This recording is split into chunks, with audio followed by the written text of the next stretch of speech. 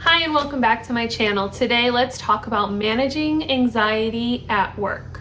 I'm going to break this video down into 3 different sections. So we're going to have immediate coping skills that you can use when you're feeling anxious.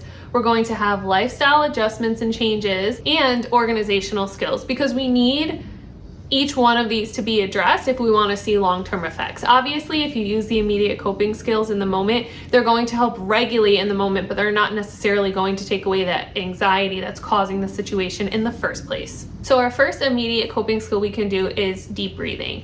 Now, I'm not going to get into the science behind all of this or why I'm saying these different coping skills. I'm just going to name them because I don't want this to be a huge long video. However, if you want to see the research for it and why it regulates the body, then obviously you can always Google it, you can look it up, and there's a lot of videos you can find on YouTube about deep breathing. So the first thing I would say is do a deep breathing technique, because when we get anxious, we tend to start to breathe heavier. And some people call it hyperventilating, some people call it getting into a panic attack. Basically what's happening is your heart starts racing and your body starts to feel like it's in threat mode, and it's not always staying at a calm space. It's not regulated in its regular breathing, and so we want to take control of that, and so you're going to want to do deep breathing. Now, deep breathing could be you counting on your own by yourself. Inhale 5 seconds, exhale 5 seconds.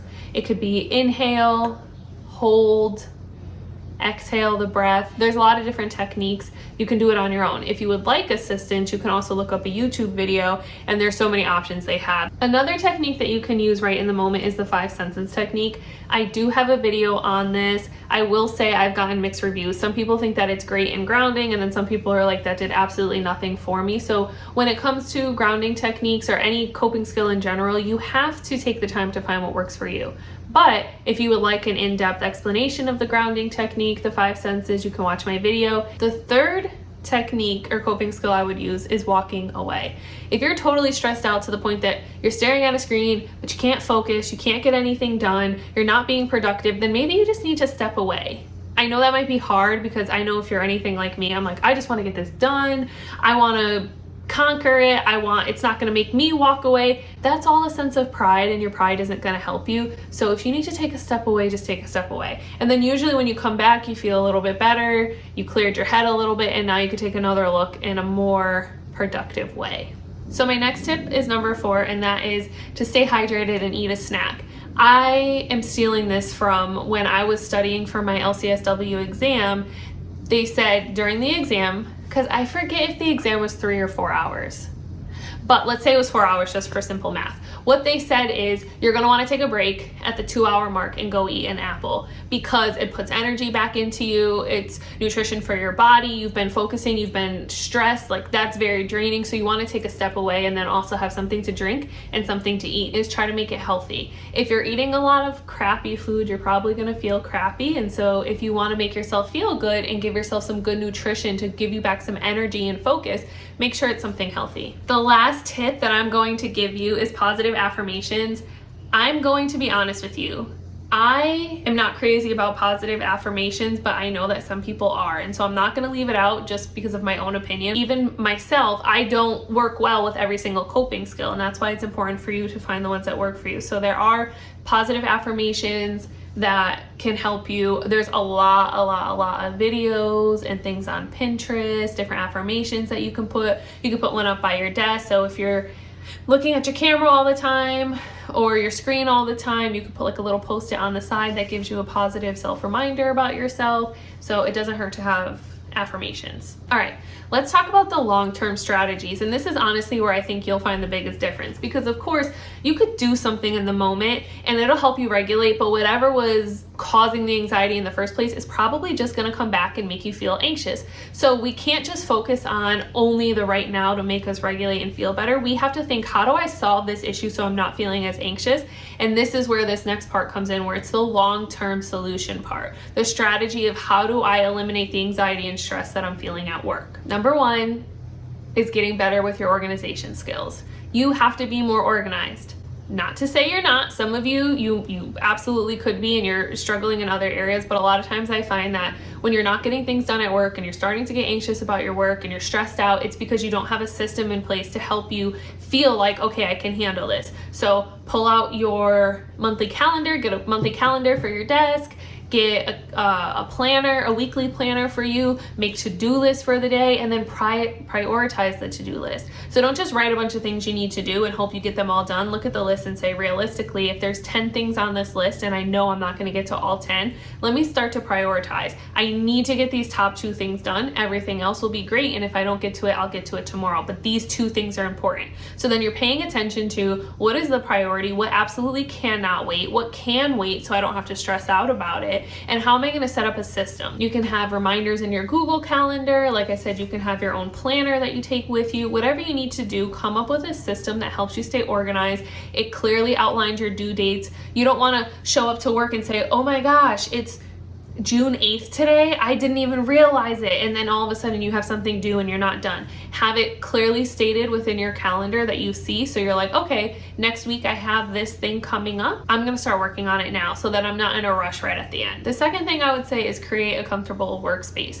This is going to look different for different people. When I'm working from home, obviously this is my space. I can do what I want within my space. When I worked for other companies, maybe I'm in a cubicle, I don't have as much space.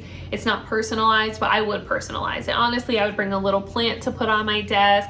I would get cute pens. I would just whatever, like for it to feel like it's my space, my own area. Obviously, if I'm working for home, I like candles. I love that. When you work in a cubicle, you can't go lighting stuff because it's against the policies. So I get that there are limits to it, but you really want to create a space that you feel like is yours, and also create a space that is not cluttered, because when you have a bunch of cluttered stuff everywhere, it is really hard to stay focused because it's a chaotic space. So how are you not going to have a chaotic mind? So make sure you organize your space, don't have it be cluttered, and put your own personal touch on it. So when you sit there, you're like, okay, I am in my space. I feel comfortable here. At one of my jobs, I had blankets, and that might sound weird, but I brought a blanket because if I want to sit and feel cozy and whatever, I want to sit and feel cozy. So do what you have to do to create a space that's yours, that is organized and not cluttered, because we don't need a bunch of cluttered nonsense around us. You also need to set boundaries. Sometimes you'll have people who they come up and they ask you for help, and there's nothing wrong with asking for help. But if you can't do it because you don't have the time to get your own stuff done, you need to say no. Because we want to help everybody, we take everything on, and then we realize that not only can we not get to the stuff that we said we were going to help with, and that makes us feel bad, but now we're not getting to our own stuff because we're trying to manage our stuff and everybody else's, and that's not going to help them, it's not going to help you. So only commit to the things that you can commit to. Also, pick up on when you're being burnt out. If you need to take your own personal time or your own personal space, maybe that's something you need to do, and you need to know when to take a step back. And so setting boundaries is very, very important, and don't try to take on more than you have to or more that you can realistically do. The next one is you should develop a plan that works for you, meaning have a routine. So for me, I know my first client is at 9 o'clock. That's when I see my first client. So I create a routine that gives me enough time to wake up in the morning, make my tea, because I don't drink coffee, so I need to make my tea, I need to make it how I like it, I need time where I'm not rushing, I add my honey, my lemon, my matcha, my whatever I'm doing, I make my time for my tea, I make time to get ready, do my hair, do my makeup, not in a rush, and I try to be sitting down at my desk by 8:30, so this way, if there's anything that needs to be done before my sessions, I have time for it. Now, if you're not a morning person, because I'm not a morning person, I have just trained myself to get up and be ready for 8:30, even though I hate it. If you're not a morning person, maybe you set time aside at the end of your day. Maybe that half hour is at the end of your day, but it allows you to say, okay, what did I do today? What did I not get done? What can I attack in this next half hour? If I don't have enough time, I can at least make myself reminders or notes or to-do lists for tomorrow so that I already have a plan for tomorrow. These little things, yes, it's an extra half hour, but these little things make a huge difference. And if you don't want to schedule it before or after, maybe if you can, depending on what type of job you have, put it in the middle of your day. I know people who will block out an hour in the middle of their day just to have a recap of okay, what did I do in the first half? What needs to be why can't I think of the word? What needs to still be addressed from the first half of the day? and what do I need to get done for the second half of the day. So whether it's at the beginning, the middle, or the end, have some type of routine that works for you, and so you have a flow, you know what you need to do, you know how your days go. They're not just chaotic, like, am I gonna start work at this time or that time, or what if I'm late and then I have this meeting? Am I gonna get this done before this meeting or after this meeting? And what if I don't have time to get it done before? Is that gonna be okay? Because after, no. Right? That's just a whole bunch of like chaos and unnecessary drama that we don't need. So have a routine and have a plan for yourself. So for the last part, I would talk about lifestyle adjustments, which now I can't remember if I did those headings right. So if I didn't, I'm sorry. But basically I was sectioning it off into immediate self-care that you could do in the moment, what you could do to organize and have long-term effects, like having an organization system and routine. And then the other one is your lifestyle. So your lifestyle, meaning take care of you outside of work, make it a part of your routine so that when you go to work, you're feeling less stressed or you're feeling less anxious. Now, how could you do that? Well, exercise is always a great option. In general, they say that working out helps with decreasing depression, decreasing anxiety, improving your mood. So I know we don't all love to work out. It's not my favorite thing in the world, but I will say I notice a difference in myself when I am working out. And if you could fit that into your routine, yes, working out is not going to stop you from having a bunch of things to do at work, but it is going to change your mindset. And if your mood feels better, you're going to go in feeling like, okay, I can handle this, rather than if you're not moving your body's feeling slow and sluggish, and now you have all these things piling up at work. That's harder to address. So if you can put workout into your routine, I would. And I'm not saying workout like go lift a bunch of weights and go crazy and go to CrossFit. I'm talking about like even if it's just going on walks, like get yourself outside, move your body, go on a walk. But hey, if you like CrossFit and lifting weights and doing all that, I mean, do that too. I mean, that's not what I'm gonna do, but just because it's not what I'm gonna do doesn't mean you can't do it. Like, do what works for you. The next one is a healthy diet, which I kind of already touched on when I said just making sure you have snacks and things to drink for yourself, but also just in general, have a healthy breakfast. I don't know the science behind this, so don't quote me, but I feel like I was reading somewhere where if you have a breakfast that has a lot of sugar in it, you're more likely to crash in the middle of the day because you have nothing in your system. Then you eat a breakfast that has a bunch of sugar, so now you're like, sugar spikes your energy, and then it's like too high and you can't control it or you can't maintain it there, and then you start to crash and you don't feel good. Now again, I don't know the science behind all of that, so if I'm wrong, I'm sorry, but I think it's better to try to eat a healthy breakfast. Like instead of a bunch of donuts, because I love donuts, like don't get me wrong, I'll eat donuts all the time.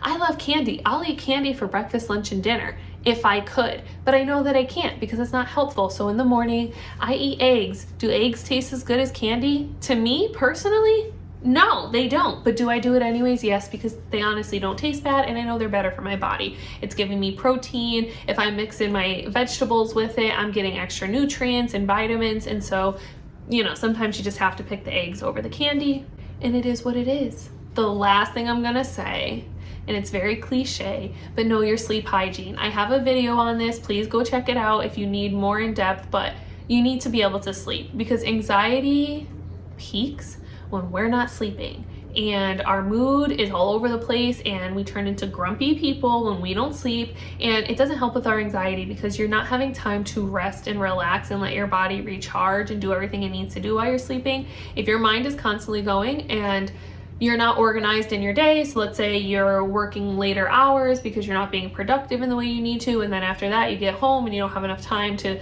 do everything you need to do, so you decide, I'm not gonna make dinner today, I'm just gonna order out, and then you're eating crappy food and you feel like you're in a rush, and then you finally go to lay down, but your mind is still wandering and ruminating over everything, and then before you know it, you look at the clock, it's 2 a.m. and you're like, what am I gonna do because I have to wake up at 6 a.m. That's not the way to live. So figure out your night routine. Like I said, if you need a video, I have one on it, but there are other YouTubers that probably have even better ones on it because I don't know how to do the fancy little fun stuff with the cameras and make it all interesting. But either way, watch mine, watch somebody else's, but figure out a routine for yourself when it comes to sleep because that is going to make a difference. I hope that that was helpful. If you have any questions, please leave them in the comments below. If I missed something and you have something that you do that you think would be really helpful, absolutely comment it below because I want to know and other people want to know, and we're supposed to be here to help each other. So do that as well, and I will talk with you soon.